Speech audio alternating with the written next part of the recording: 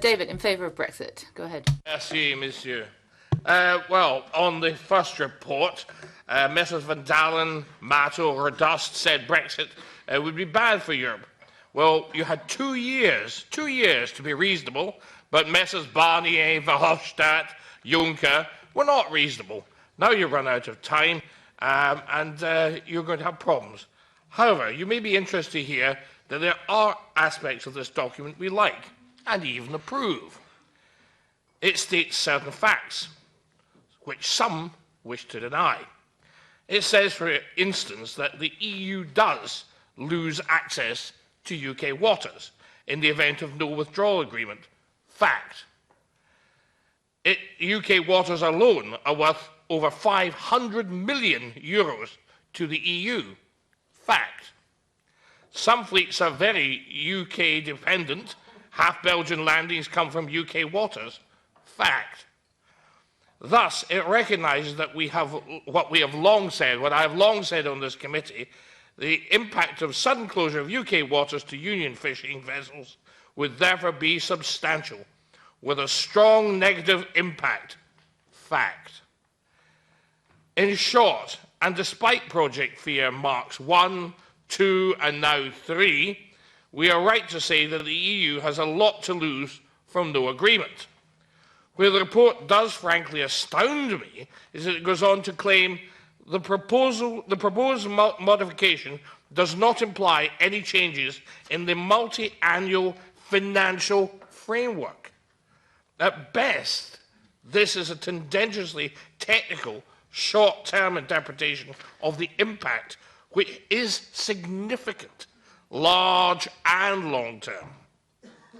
We oppose this report because, despite actually agreeing with much of it, because it shows how far bureaucratic procedure is from what happens in the real world, ladies and gents, please get real. As the report in practice acknowledges, you are in grave danger of cutting off your noses to spite your faces. Personally, I always like those spaghetti westerns. I'm sure you've all seen them. Well, Clint Eastwood, Charles Bronson, Lee Van Cleef and Sergio Leone would all understand where we are today. It's the moment of tension, usually under a burning sun close to the end. Who will blink first? Well, this is not a film. It's about real people's lives and businesses. So let's end the current Mexican standoff. Let's remove the backstop and get on with the practical process of agreeing how we can arrive at a win-win situation. Brexit, not a current lose-lose.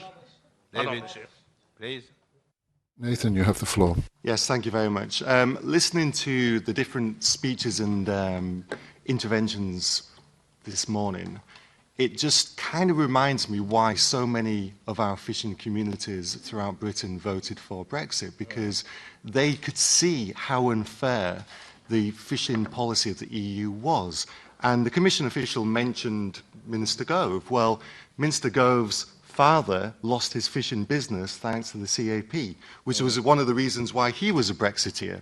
So the fact that you're going on and on about this Brexit catastrophe, and I know you've asked us not to mention the B word, the Brexit word, and I mentioned it once, but I think I'm going to get away with it, hopefully.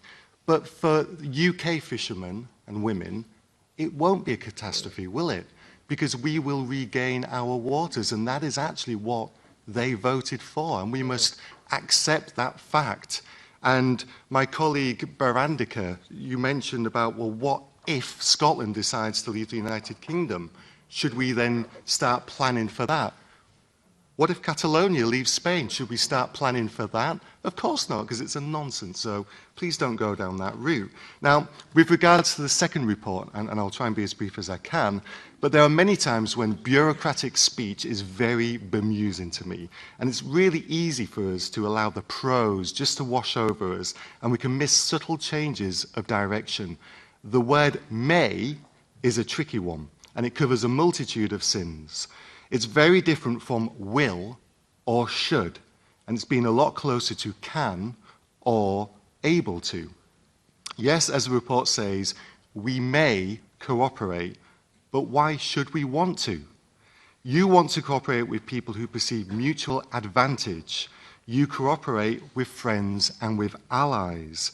You do not cooperate with people who order you around, tell you that you have no choice, and generally behave more like bullies than comrades. Here, here. Yes, fish do not behave in the neat way bureaucrats and their rules would like. So exchanging quotas and being flexible does seem to make sense, but, and it's a big but, your sting is carefully included later in the paper. The condition you slyly add is that you require current access rights to continue. This Nathan, will only be flexible if we allow you to continue to plunder our waters. And that goes to the heart of why we are leaving. And I know you want me to finish, so I'll wrap up by saying, well, really repeating what I started with, that is why so many people in Britain voted for Brexit, because we actually want our waters back. Here, here. British Scotland.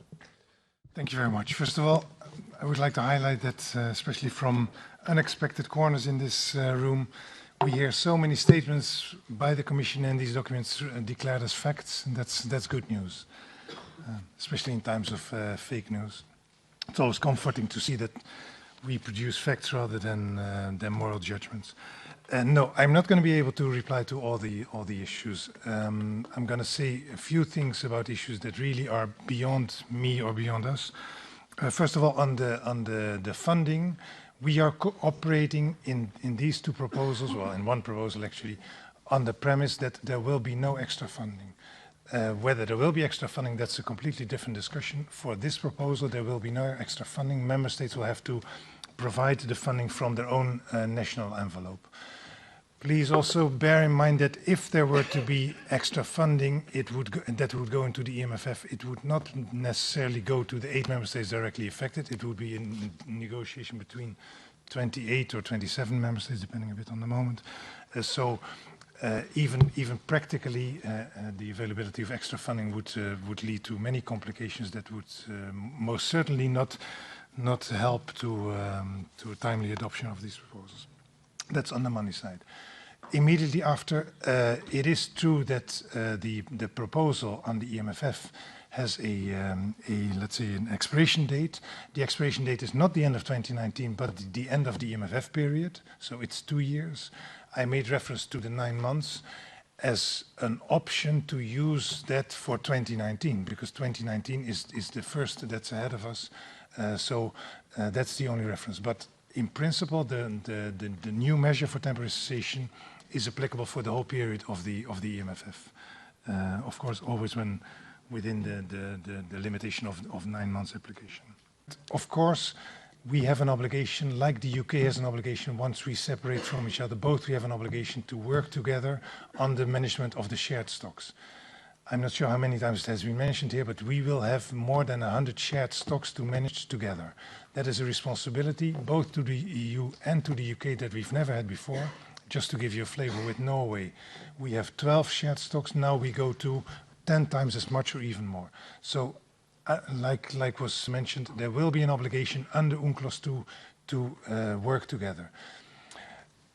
Of course, in the withdrawal agreement, we have let's say, including the transition, we have a roadmap for how that future relationship would shape up.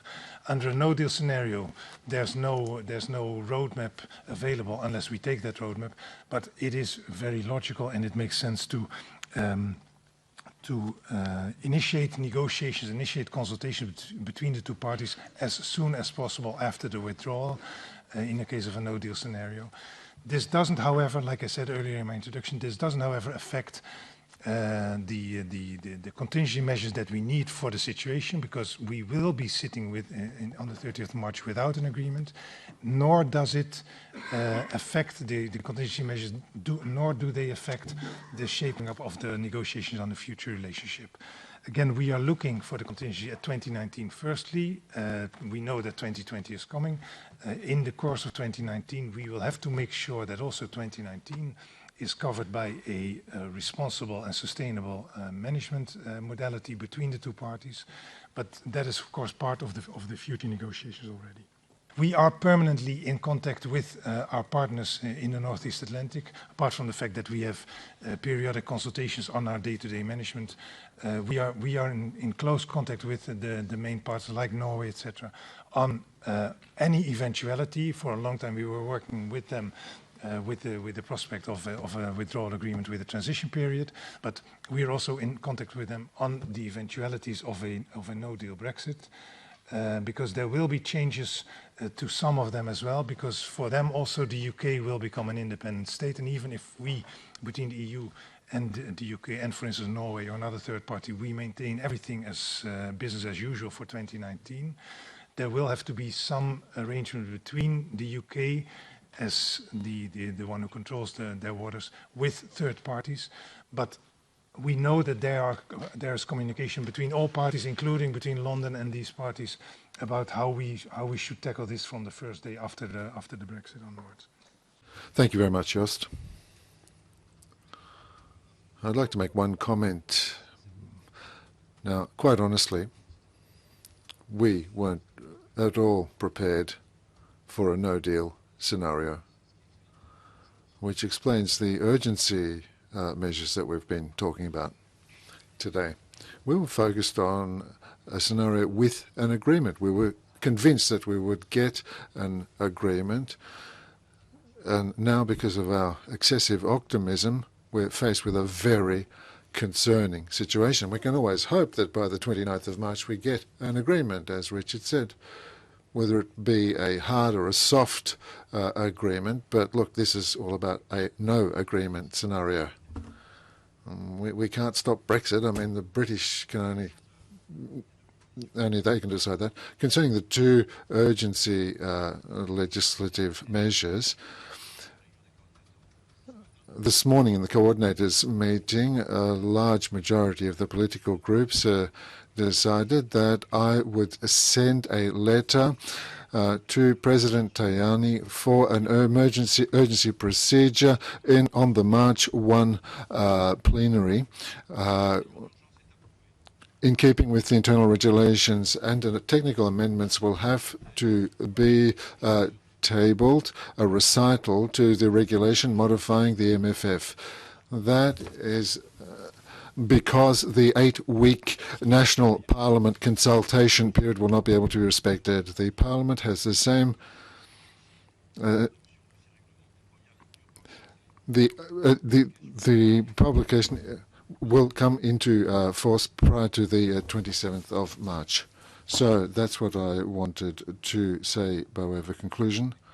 In any case, the debate is closed, but the Brexit is not finalised yet. Thank you, colleagues. We'll now move to the following point on the agenda.